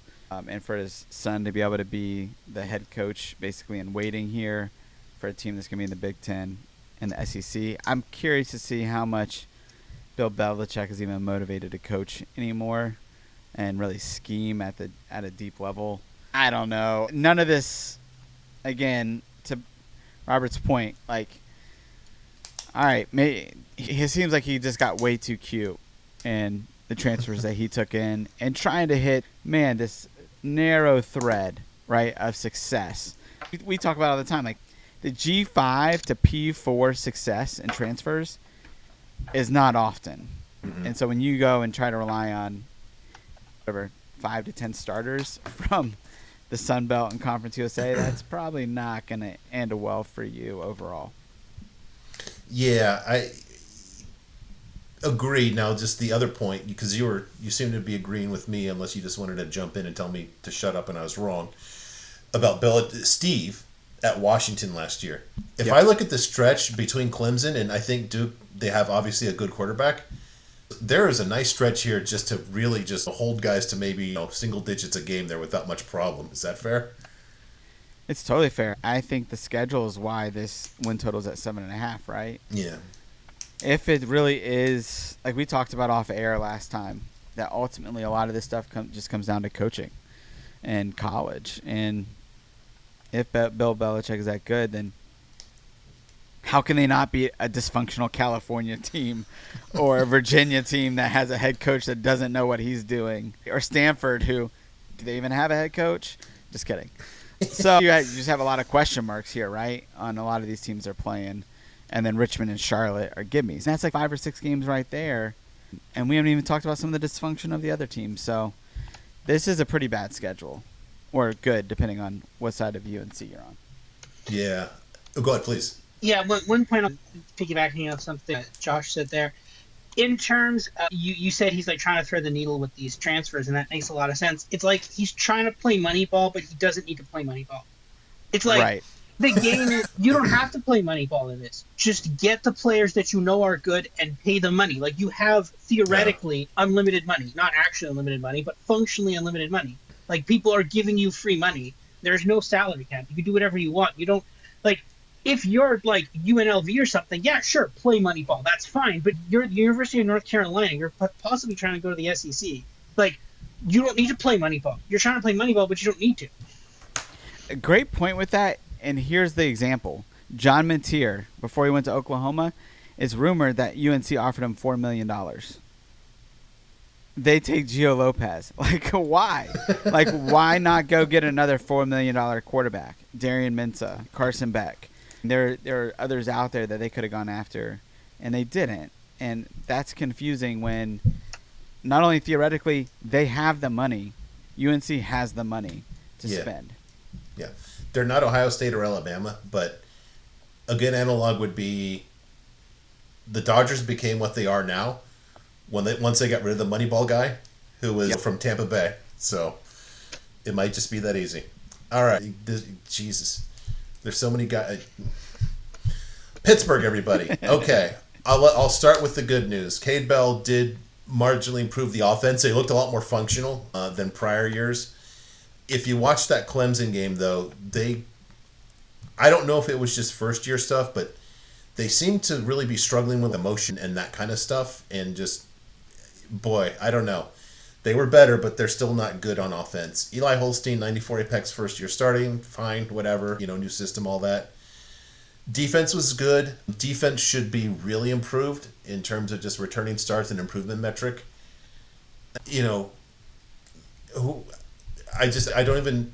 I just stammer here because you've got an OC that's respected and seemed to be making improvement here. I almost want to think, how long will that last until Narduzzi just starts to, I don't know, fire him or just make fun of him in the media or who knows what. I don't know. Pitt, you can't not talk about him, but I don't have a lot here because it's the same thing every year. This is a Groundhog Day program. I think it's just about that simple. Is that fair, Josh? Yeah, and I think it would be interesting for me just to see what was Eli Holstein's apex like over the first 6 games and the last 6 games, right? Where they went 7-0. Yeah. Then they like go off the beaten path. I mean, he looked terrible over the last half of the season, essentially after the UNC game when the conference schedule got tougher.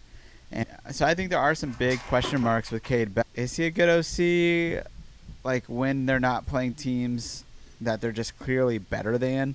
Because that's essentially what it was over the first half of the year. Yeah. But maybe there's an adjustment for him where he didn't really realize, okay, this is what it takes to win at this level. Yeah. And look, the running back, Desmond Reed, was incredible. He did really well. He was that offense.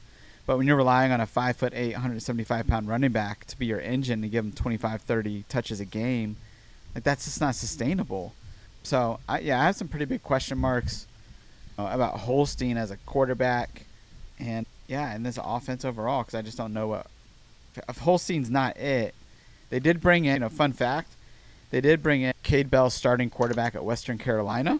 Oh, there we go. Before Cade Gonzalez, I think his name is, or Cole Gonzalez maybe. So maybe he's a little bit of insurance because maybe they're not sure what they have in Eli Holstein. But all of it just, again, begs questions. Of the same thing we said with Belichick. You're going FCS to P4. It's a pretty big jump.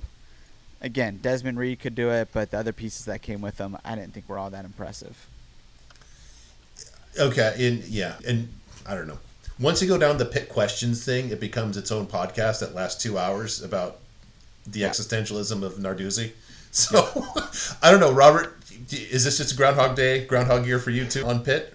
It is. They went through such a weird year last year, right? Starting out 7-0 and then losing the next 6. But the thing is, you look at this, and it was literally the first 7 games were their easiest, I guess with the exception of North Carolina. Kent State, one of the worst teams in all of college football. Cincinnati, not a great team. West Virginia, they fired their coach. An FCS team. North Carolina.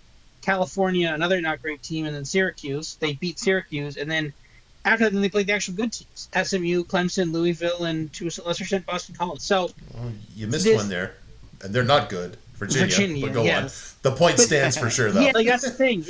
But the thing is, they beat teams they should have beat, and then they lost to basically the entire back half of the schedule.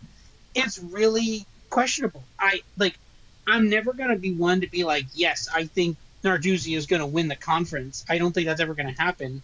I'm never gonna feel that strongly about a Narduzzi team, and I definitely don't feel that way. Do not feel that way about this year. But that's the thing. It's just like, I don't know what to make of this team. I think 6.5 is just the book's just saying never. I don't. They're just like, I don't want to get caught by this, so we're gonna shave the over 6.5, and then they go 7-6 again or 7-5 again. We're fine. That's the thing. So I think. But again, this is not an easy schedule. You've got, look at the back half.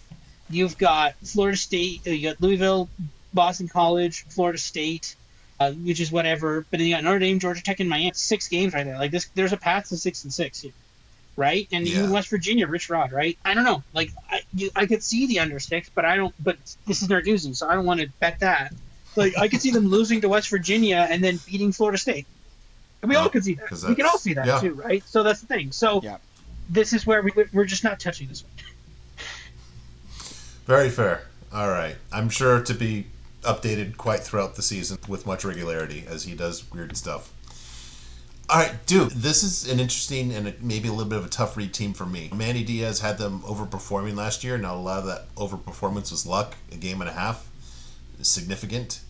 Bringing in Darian Mensah, I mean, I don't even know what kind of metaphor you want to bring of upgrading from Malik Murphy to Darian Mensah, but it's significant.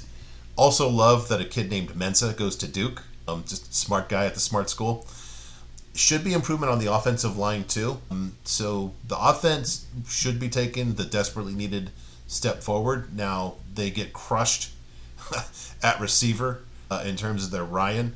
They moved. This is interesting. So I got that wrong. They improved from a 2.0 to a 6.8. Now, let's remember here that this isn't like you're taking over from a Clay Helton team. This is a Mike Elko team the year before, a good defensive guy. And Diaz made them better. I'm really interested in these 2 games here against Illinois and Tulane. Those are fascinating games. There's a lot of love for Illinois, which I don't honestly get. At Tulane, it wouldn't be surprising if Duke is a dog there to the soon-to-be great John Summerall. Also, a weird kind of dynamic of Mensah going against his old team in week 3. The total is 6.5. These 2 games, Illinois and Tulane, if you see them as very losable, Lane 185 seems really rich for me. I think that this is an overvalued team, but I wouldn't be surprised if they overperform. Again, they've got the luck headwind too, but I think this team could actually. What do they say? A punch above their weight class, if you will, and beat a team like maybe a Georgia Tech or a Clemson. They've got enough pieces there. Josh, I see you nod. You agree with me on that? Yeah. I mean, I think Manny did a great job in his first year, and then they upgraded from Malik Murphy to Darian Mensah. So, look, Manny at this point's proven that as long as he's in charge of the defense, it's going to be pretty good. So, it's hard to say what they'll do, but I do like them. I think I like the over on this win total. I guess it is juiced pretty high there at minus 185, so a lot of people like it. I think they're going to beat the teams that they should beat on their schedule, and it's not terribly difficult within the schedule, within the conference. I mean, you got NC State, Syracuse is going to be down this year, California. Yep. I guess you got to go on the road, traveling across 3 time zones. But then last Connecticut, Connecticut, UVA, Wake Forest. I think that they can go over on this, like seven games at least. Yeah, I'll put it this way. This is not a team I would love to bet against during the season. Robert, do you think that's a fair sentiment? Yeah, no, I this is kind of a team that at times this is going to be like a team that, like, when they play Clemson or Georgia Tech or someone, this is going to be a team that I'm going to be like, oh, or even North Carolina, I'm going to be like, yeah, let's see if we can't bet on this. You raised good points about Illinois and Tulane there. Those ones could be sneakily tough games. Illinois could actually be really good, as could Tulane, so those could take them down. That's why the 6 is probably there, because those are sneakily tough out of conference. I do what Manny Diaz is doing. Mensa is a really good quarterback, right? That's one of the better quarterbacks that was available in the transfer portal this year. It seems weird that they're sitting at 6.5 and they got one of the better quarterbacks, right? So the market seems to think something about this team, that it's just a basically 7-5 team, actually regression from last year. I guess they're just penciling that in exclusively because of the schedule, because there's Illinois there, and Illinois could potentially be a playoff team or something like that. I don't know. I don't know. I like this team. I don't want to bet against this team, but I also don't want to take something. I don't want to take the under 6.5 here. I think this team probably finds a way to get to 7 wins. I think we definitely see this team in a bowl. I don't think this team has a shot in the ACC, but I think we can definitely see this team do something maybe be competitive and be potentially getting to a half decent bowl. Yeah. Josh, since this is up your alley, what concerns me probably more than anything else is this. There's not a lot of receiving talent that at first blush, is it as barren or unknown as it looks like by the numbers here? They got a kid named Kayshawn Brown that a lot of people are projecting as the wide receiver 1. Usually, so the system that they're going to be running is basically the Rhett Lashley system with Jonathan Patkey, their OC there. So that system produces wide receivers. I think they'll be able to get something, but I do think it is a bit of a concern. I think a bigger concern from an offensive perspective is the fact that Darian Mensah thrives off of play action. I don't think they're going to have any type of running game. Yeah, and so last year. you're not going to fear the play action if there's no run game to really go after. What kind of quarterback is Mensah when he's got to actually stand back there and deliver with some pressure on him? He struggled last year at Tulane. Yeah, and that's what's an interesting point too, and this is why I think so high of Summerall, not to make it the John Summerall pod, but I think Summerall is sneakily, or maybe just not sneakily, explicitly good with offenses, even though he's a defensive guy. And I need to be convinced of Manny yet, if that's fair. Yeah, totally. Okay. Do we have maybe another Narduzzi here in the makings? I don't know. This guy, I wanted him to succeed. I liked Virginia Tech last year. I feel Pry was a year late in getting a new OC. I like Phil Montgomery. He seems like one of those, I call in baseball, they're called quadruple A players. They're not good enough for the major leagues, but they're overqualified to be in the triple A. And Phil Montgomery's one of those guys that I don't think is a head coach, but he's a really good coordinator. So I think it's a good move. Hiram Jones, he actually regressed last year in his second year starter, which is probably no small reason why he has a new offensive coordinator. I thought he was going to take a big step forward. I had him 15th they are 15th in Ryan in 2025 in the conference, so they're starting from behind there. They have inexperience on the offensive line. The defense finally took a step forward under Pry. All right, progress after, what is it? That was his third year. 6.7s, I think it's not elite, but it's pretty good for this kind of program. But they do lose a lot. The returning starts are definitely below average. This is the improvement metric. The season win total is 6.5. I say they're overvalued. Now, I've done a bunch of these. This is not a fun stretch here. Louisville, Florida State, and Miami. South Carolina and Vanderbilt are going to be tough as well. That's 5 really tough ones right out of the gate. Now, are they the kind of team that can basically not have to... Oh, Georgia Tech too. Jesus, look at this. I just don't see them yet. I need to be convinced that they're the team that can win the games that they're supposed to win without worrying. So even at a low number of 6.5, I think they're still a little overvalued. I don't know. I just don't know if it's going to work out here. I do the progress on defense last year, but they're starting over again. I don't know. Josh, you have anything more on Virginia Tech than I do here? Yeah, look, I'm with you. I'm a believer in Philip Montgomery. Back in the day, he's an OC that had, he had a 3,000-yard passer, 2 1,000-yard rushers, and I think 1 or 2 1,000-yard wide receivers all in the same year.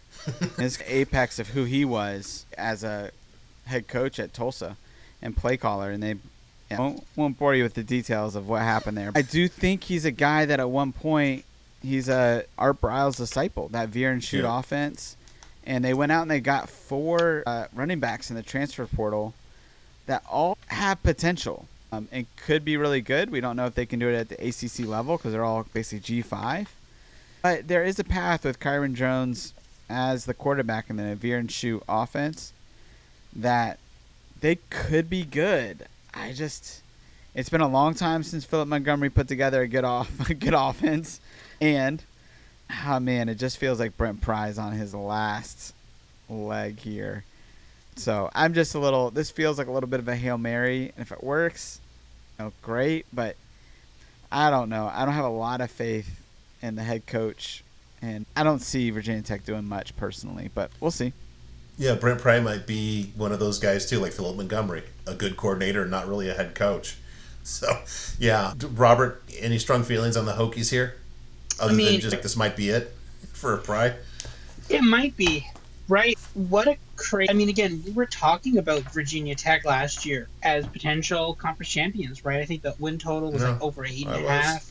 Yeah, no, not against you. I know. I think I was a bit more skeptical of them, but I thought they were like a legitimate team. I thought this could be one of the top 2 teams, like top 3 team in the conference. And now we're seeing a 6.5 win total, like basically 60-ish% chance they make a bowl. That's it. Like that, what a crazy fall from grace in just a year. And if you had said, "Oh yeah, this team next year is going to keep their quarterback," you'd be like, "Oh, maybe they're a contender for the national championship based on what you saw previous for last year." But now we're like, maybe they make a bowl. Like, what an insane turnaround. The offense didn't do particularly well. They had lots of problems last year. They lost to Vanderbilt immediately, which actually, funnily enough, was actually an augur of Vanderbilt actually not being terrible rather than them being bad. But that's beside the point. I don't know. I think the offensive line is a problem, but Phil Montgomery might be able to help it. There might be some value with this at some point. That being said, I do not like them against South Carolina. That seems like a really bad idea, but that's fine. But outside of that, though, like maybe NC State, some of the ACC teams, maybe there's a chance where you can find a window to pick off against something about that. But yeah, opening up a schedule with two SEC teams, South Carolina and Vanderbilt, I don't like that. That seems like a bad idea. Improving SEC teams too. They're not the give-me's that they looked like when I'm sure they scheduled them. Very fair. Good point. I gotta say, also, the South Carolina game in Atlanta, when I'm the commissioner of this sport, not only am I outlawing these neutral site games, how dumb to have. What is the one thing you think about Virginia Tech? It's like that home field. It's such an awesome thing. It's like, okay, yeah, let's do this at NFL Generic Stadium X, whatever it is. Yeah. And just take all the atmosphere out of it. Just bad job by the powers that be. And both of those are rabid fan bases, too. Like South Carolina, they would travel to Virginia Tech. That would be awesome to see them in both of those stadiums because both of those fan bases travel. Sorry. Yes. No, very good point. All right, you're the assistant commissioner when I get commissioner then. Good job. Nailed all right. It. I hate to be the turd in the punch bowl on this. And let me just say, when he was coaching, David Shaw had my official, if I had a son, I would want him to play for David Shaw, and then there was no such guy. And if you know anything about Fran Brown, this guy is awesome. This guy is just, if you have any kind of kid, you want Fran Brown to be an influence in his life. I'd not read up on him. He's just a good kid and a good man, and I want him to succeed. Having said that, they're going to take a step back this year. They were the second luckiest team in FBS. They're breaking in a new quarterback, Steve Angeli. I was a bit, I didn't back this up with money, but I remember saying I was a truther about, I'm forgetting his name now, the quarterback last year. Help me out here from Ohio State last year. Oh my gosh. Yeah. McCord. Kyle McCord. Kyle McCord. I pointed out he had 2 bad games. And yeah, they were the games everybody watched, but he only had 2 bad games in 2023. He was better than I thought he would be. Now the problem was they couldn't run the ball. Now they have a new quarterback. They get absolutely crushed. They lose 36%, or they retain 36% of their Ryan. They just get killed by graduation here. They lost Trevor Pena. He went to Penn State, who was like probably the best guy that they had left. They had the second worst running game in the ACC. They have 3 transfers starting on the offensive line. I don't like that. The defense, this is what really troubles me here. The defense took a step back under a defensive guy. Now, maybe that part of that is him being a first-year head coach. I have a note here of a brutal schedule, so let me see. Tennessee, that hurts. Clemson, that hurts. SMU, that hurts. Georgia Tech, that hurts. Miami, that hurts. Boston, Notre Dame, that hurts. All on the road. Oh my gosh, I didn't notice that. Wow. I want Fran Brown to succeed. I want him to get like a big-time job, but it's not going to be based on the 2025 performance. This team is overvalued. I don't like lane 165, so I don't know if it's bettably, but man, there's going to be a lot of disappointed people in Syracuse, I think. Is that fair? I don't know, Robert, this is in your neck of the woods, right? Yeah, I'm only 4 hours away from Syracuse, I think. Not that bad. It takes me that long to get to LAX. It's like 50 miles. Yeah, no, yeah, it's not that bad. Yeah, people, like, it's kind of weird when you think of, like, New York. You really don't think of Syracuse, the city, but yeah, it is a city in New York, yeah. No, I love Friend Brown. I think this team was really fun last year. Like, an insane run. Literally took out Miami from the conference championship game and the playoff and everything else. What a fun team last year. And again, what an insane pickup for Kyle McCord.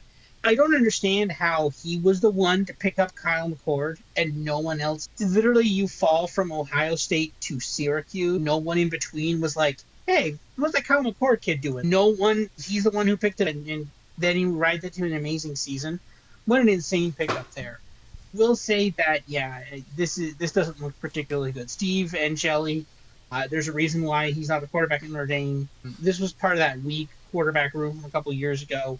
Then Riley came and took over that. But yeah, he was not particularly great at Notre Dame. So if that's your headline starter, that's not particularly good.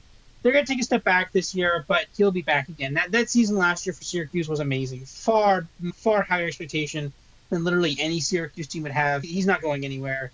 Give him another year. That's when we start betting on Syracuse. But yeah, this is going to be rough. Let's see what they get next year. But yeah, this year is going to be rough. Yeah, Josh, I just know this is crazy because I focus on my metrics and I don't look at like last year's schedule, but how can a team beat a very good Georgia Tech team, a really good UNLV team, who I loved, and beat Miami to keep them out of the title game for the 10th time? You're welcome very much for bringing that up again. Yes. And lose to Stanford. What is that? Is it just a first-year head coach? Yeah, I mean, there were some losses in that year. Even the Pittsburgh loss was like pretty crazy because they didn't look. Syracuse was just so unstoppable in offense, and we saw that they had a schedule that was pretty manageable, right? Last year throughout the year, going into it, I think there was a lot of people that thought, oh, they could be good because the schedule's decent. And if you beat Georgia Tech and Miami, you got two gifts there basically in terms of wins that you didn't count on. They should have been the ones in the playoff, right? They get those 2 wins, and then they fall to Pitt and Stanford to keep them out. It's crazy. It is crazy. Yeah. You see them taking a big step back this year, though, right?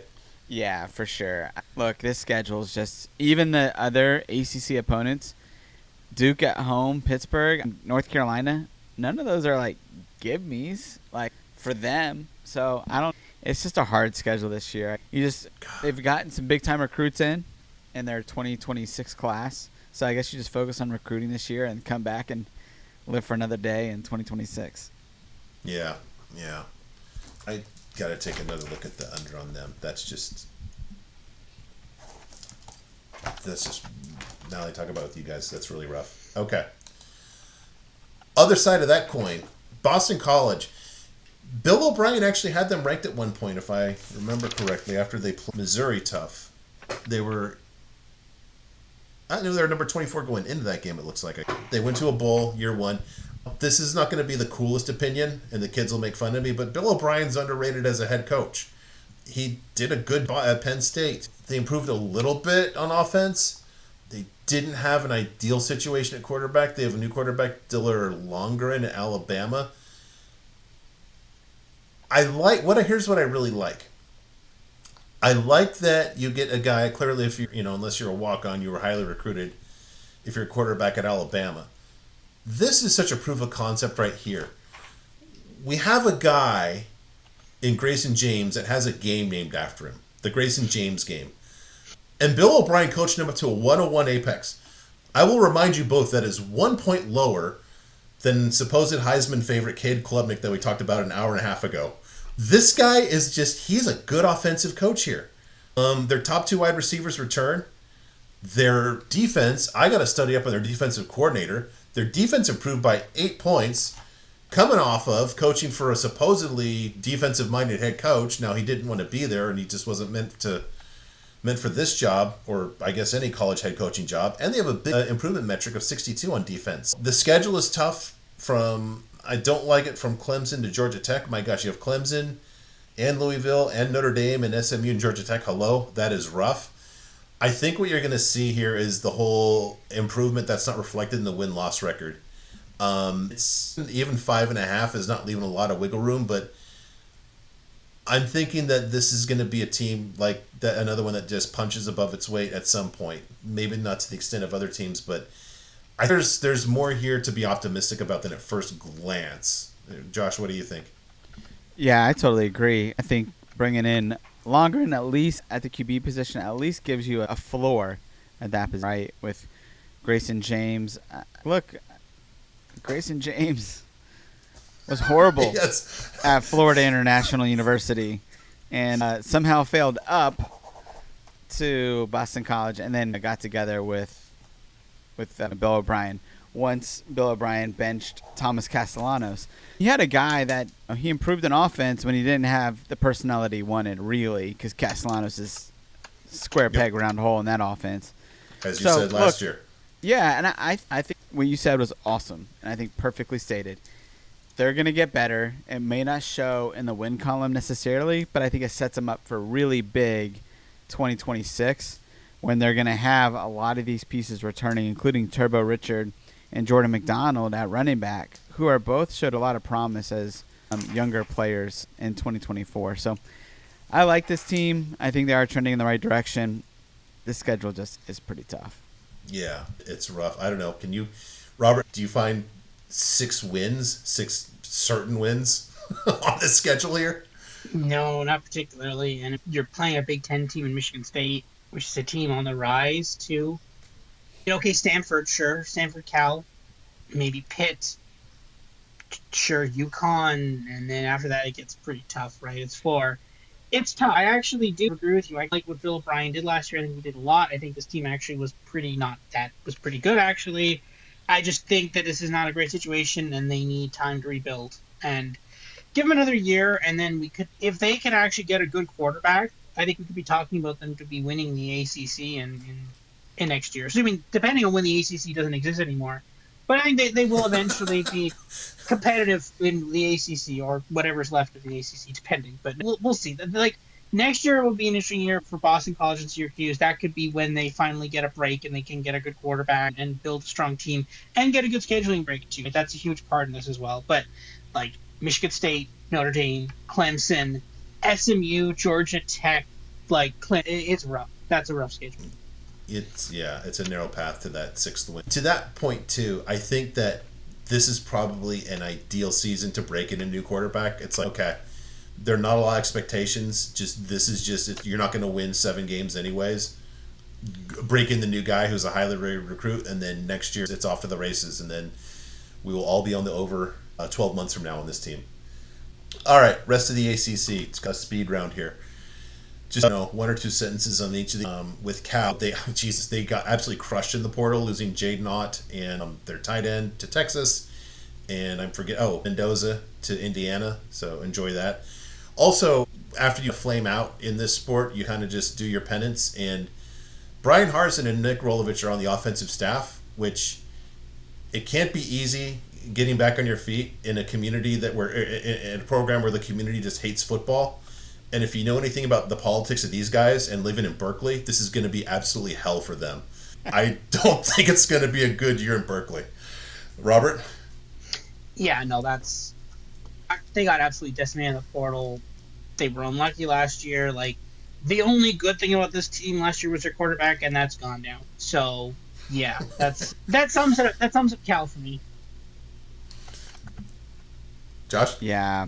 Nick Rolovich needs to go to Georgia State or something. I feel like that's a better cultural fit for him. And yes. They ran the run and shoot back in the day with the Atlanta Falcons with June Jones, so maybe he can do that there. But this is what's happening at Cal right now is pretty weird. There's just something going on with the chemistry of the team, and that never bodes well for on the field play. I don't know how you fix it there. That's just not a football place anymore. All right, NC State, the only thing I like here, C.J. Bailey actually 102 Apex in his first year starting. I was not familiar with the guy. Josh, is there something to watch here in this kid? Yeah, man, he's the high school quarterback, Jeremiah Smith and JoJo Trader. Oh, wow. Yeah, he's a good player in high school at Chaminade Madonna Prep in Miami. Rumor has it that he'll be at Miami in 2026. Okay. We'll see. I was going to say, how did he wind up at NC State? NC State, Robert, another one of them kind of Groundhog Day program. Yeah, it's, again, the coach there's been there forever. This is a program that, like, obviously younger brother syndrome to North Carolina, never been like a truly dominant team in the ACC, always kind of around 8-9 wins, never a really good season. And that's where they stay right there, right? They're not, no huge big moves. They keep their quarterback, and he was pretty good. I'm actually somewhat surprised he wasn't plucked by some other team. But yeah, that's the story for NC State. They're just always there, and they're always okay. They're never really bad, but they're never really good. Yeah. Exactly. All right. Who has been bad of late is Virginia. You know who's gotten bad advice, apparently? Chandler Morris. Whoever told him to land here, I don't get it. As bad as it seems, Josh? Yeah, I think so. Chad Morris, you got to do better for your son, bud. Yeah. All right. Robert, anything on Virginia other than thanks to the memories, Tony Calandrea? Yeah, it's a probably very interesting theoretical debate as to whether or not you would rather stick with Calandrea or Chandler Morris or not. I don't know. I kind of think you probably want Chandler Morris. He wasn't bad, but he wasn't good. And again, I think that's you have his apex there on the chart 99, right? That's an apex in North Texas. Yeah, which is American. Yeah, American. That's not great. Not in the ACC. Is it better than Calandrea? Sure. Is it that much better? I don't think so. That's a very intense philosophical debate that lasts for a couple hours about that, though. And we're not going to get into that. But yeah, that's again another lateral move. I'm not loving this team. Yeah. All right. Wake Forest. I like Jake Dickert. This is a weird move for me. He'll make it work, I think. But boy, I hate this move of just taking absolute stiff who's an upperclassman and just burning year one with a guy who stinks. Robbie Ashford, I think it was in the Conference USA preview, Robert, we came up with a standard. Can this guy just not be Gavin Wimsatt? And he fails that test. Dickert, yeah, I like it long term, but I don't like this move in year one. What about you, Robert? Yeah, I'm just trying to remember. He was at Auburn, and he wasn't particularly good at Auburn. And now he's here for some reason, yeah. He was at South Carolina last year as well. And he didn't do that much at South Carolina. I think maybe he replaced Lenora Sellers in one game. The thing is, Wake Forest is one of those teams that's had such a strong offensive identity for so long. And this is like you're coming in, you're replacing everything, and look, you can see that column, that row there, just red across the board. Red O-line, red QB, red Ryan. Like, it's going to be a rebuild. It's a complete rebuild. It's going to be, I like this team. I like these guys. I want to build my own system here. This is going to be a rough year for Wake Forest. We're not running mesh anymore. Yeah, yes. But Josh, as you pointed out, the private school money, that's got to help here eventually, right? Maybe. Look, Jake Dickert, he made great hires at OC, right, when he was at Washington State, despite being a defensive guy. And he hires Robbie Zell here as the OC, who is the OC for Major Applewhite. But I'm not sure in South Alabama where Gio Lopez came. I'm just not sure. He was there for 1 year as the OC, and I'm not sure that Ezell was even calling plays. So how good he is as an OC is still a question mark. And there is a quarterback, Deshaun Purdy, that came in from Charlotte that I think has more promise long term than a Robbie Ashford, clearly. Yes, you almost got through that without laughing. Yes. Yeah, but are you also saying that Charlotte wasn't a great situation? Are we clear on that? Yeah, probably not. So I don't know. I see the vision with Purdy. I don't know if I see it with Ezell yet, but maybe I think we trust Dickert because he's clearly identified two really good OCs in a row there at Washington State and didn't have a lot of money to do it. I don't know. I'll trust the man. I think year one could be tough if they go with Robbie Ashford, though. We'll always also point out that his DC actually completely turned around the Arizona State defense last year, too. So he's got, like, the smart magic, dude. I think. Yeah. All right, Stanford, what are you going to say? All right, new coach who came in like a month ago. it's a bad situation that's going to get worse somehow. With all the money in the world and all the intellect in the world, this is what we get. I don't have anything else on Stanford. You're probably the smartest on this podcast. You can relate most. Defend your nerds here. Yeah, it's Frank Reich he's been on a downward trajectory at this point. He was the head coach of the Colts, got fired from that, and then that just went horrifically wrong for the Colts after they fired him. Then he was in charge. Then Carolina hired him. Then that went sideways too. Then no NFL team would touch him. Now he's like in the last hope here for Stanford to okay, just be our coach for a year maybe. I don't even know why you take this job. Are you just bored? This is clearly you have nothing. I don't know what you're doing. This wasn't a good team. This has even less things now. Who's in the court? Elijah Brown. I don't even know what you're supposed to do. What's success? What even is success? Is it 2 wins? Is that success? I don't even know. Yeah, neither does Frank Reich, so. Yeah. How about this? Is this on the same level of John L. Smith when he took over at Arkansas that year? Is it going to be that brutally horrible and ugly and just car crash, avert your eyes kind of level? We've seen a couple of these, when Lance Leopold took over at Kansas, New Mexico last year, but it's on an interim basis because he's just an interim coach. He is, which is weird. Because why the interim goofball? Why would you hire an interim coach? It doesn't. Well, Troy Taylor got fired for being a kind of a bad dude. But they just hire a coach. What's even the point of this? I agree, but it's just what are you even trying? If you're Frank Reich, that was Andrew Luck's decision. A Stanford guy and a smart guy. None of this makes sense. Yeah, maybe Andrew Luck had too many concussions. Maybe they should not have hired him as the GM. He played for Frank Reich, didn't he? I think he did at some point, yeah. And then they tanked after that, and then why not hire him to tank? Is he playing? Maybe they think they're playing for the number 1 pick. I don't know. The fact that he's the interim doesn't make it why would you not just be cool, you're the head coach now? Could you see an Andrew Luck and Frank Reich thing? But normally you have when you're bringing these ones no hope situations, you have a couple months of runway here. You have the ability to recruit some, you have the ability to pick up some transfers, maybe less so before, but now you can actually do something. Now it's just all right, here you go, and this team's in horrible shape, so try. That's what it is. It's just see what you could do, and then. But if you were an NFL coach and a relatively highly regarded NFL coach until he was fired twice, but this is the thing. It's that if you're trying to get back to the NFL, how does this help you do that? This doesn't help you do it. So I don't understand why he did this. Yeah, I don't know. Andrew Luck. And it's not it's the John Harbaugh blueprint, where it's you got a guy that's he's got a clear identity on what he wants to do. Right. What does Frank Reich want to do? What has he ever done at the NFL or at any level to prove that he's a good coach? It just doesn't. There's no way that this makes sense. Not culturally, right? Not schematically. I don't know. It begs the question of. It's more. It concerns me about Andrew Luck. Yeah, exactly. That's the fascinating thing to watch about this program. All right, enough about Stanford. Okay, so I'll wrap up questions. First one upset involving an ACC team. Josh, I will let it go you first because I'm hoping you're not going to steal mine. Well, JMU Louisville. Just kidding. You can't do that again. I'm gonna.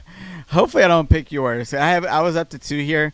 Miami's gonna lose one of those last 2 games. They're gonna lose to Virginia Tech or they're gonna lose to Pitt. I picked the Virginia Tech game on the road. Because it's Virginia Tech, a little bit of a rivalry with Miami from the ACC days. But really, one of those games is going to go bad for Miami. In the cold, teams that know each other well, and it's Mario Cristobal at the end of November at Miami. Just when I was believing in your program, you got to go sideways on me like that. Okay. Robert, do you have one, or do you want me to make my pick while you vamp a little bit, or while you? I'll tell you what. You make your pick. I don't think you're gonna pick mine. We'll see. Okay. We This is we just talked about this team. I think this is the one spot where the progress actually shows up in the win column. I like BC over weirdo, primed for a downfall at some point, Pittsburgh team under the leadership of Pat Narduzzi. I like it. Interesting. I'm going to go a bit more high profile with my upset. I'm going to go Georgia Tech over Clemson. Wow. I like it. Yeah, I like that one too. That has implications. Yeah, that one just screams to me like Clemson gets caught after, like, they lose to LSU, beat up Troy, and then they're like, oh, we're just going to go to Georgia Tech. It's all going to be good. And then they got caught as, like, a 12-point favorite. All right, Man. you've inspired me then. Oh, yes. If they start off the season 1-2, after all the hype, that would be crazy. That's awesome. You've inspired me, Robert. So I'll go first on the conference championship game. I'm going to go Miami and Georgia Tech. If they beat Clemson, they're going to be there. I'll go next, actually. Give me SMU and Georgia Tech. Jeez. Okay, Josh has Georgia Tech and who? You guys scare me. You guys nailed it last year with SMU as one of your teams, and I was just like, not about SMU, but you guys were right. And so that scares me. I'm going to go homer pick Miami. I didn't do it last year initially, and I regretted it as they were putting up 50 points a game. We want to talk about the defense. I'm going to go chalk, man. I'm going to go Miami Clemson. I do think that Clemson is a pretty good team.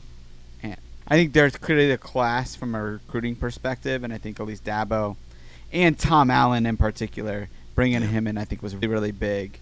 And I think Clemson would be fine. And if Miami doesn't stub their toe one too many times, then I think they'll get there as well. Yeah. They don't get the key toe stub that we hope. So. Yeah. And I do think that they'll beat SMU and Louisville, and I think that'll give them a head-to-head against them as far as those matchups go, and I think that'll be helpful. All right. That was good. As Robert predicted, over 2 hours, but it was fun as always. Josh, thank you so much. This was awesome. We appreciate you just bringing just awesome stuff. Robert, I'm not sure what is next, but we'll figure it out soon. And if anyone is still out there after 2 hours and 11 minutes, thank you so much. We will talk to you again soon with another preview. Until then, bye. See ya. See ya.